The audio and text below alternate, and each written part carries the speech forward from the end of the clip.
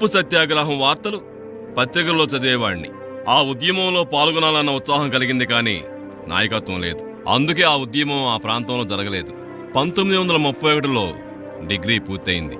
1932లో కడప జిల్లా జమ్మలమడుగులో మా అన్న ఉద్యోగంలో ఉండగా నేను వెళ్ళాను. గాంధీ గారు ఎర్రవాడ జైల్లో కమ్యూనల్ అవార్డుకు వ్యతిరేకంగా నిరసన దీక్ష ప్రారంభం చేశారు. హరిజన ఉద్యమం మొదలైంది. దేశంలో సంక్షోభం నెలకొన్నది.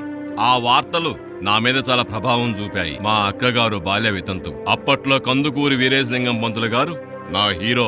వారిని అనుసరించాలని, మా అక్కగారికి పునర్వివాహం చేయవలనని ఎంతగానో ప్రయత్నం చేశాను, కానీ కుదరలేదు. హరిజన ఉద్యమం ప్రవేశంతో నా రాజకీయ జీవితం మొదలైంది. జమ్మలమడుగులో కొందరు స్నేహితులతో కలిసి హరిజన సేవా సంఘం స్థాపించాను. తూర్పుగోదావరి జిల్లాకు చెందిన శ్రీ తెన్నేటి సత్యనారాయణ గారు ఆర్గనైజ్ చేసిన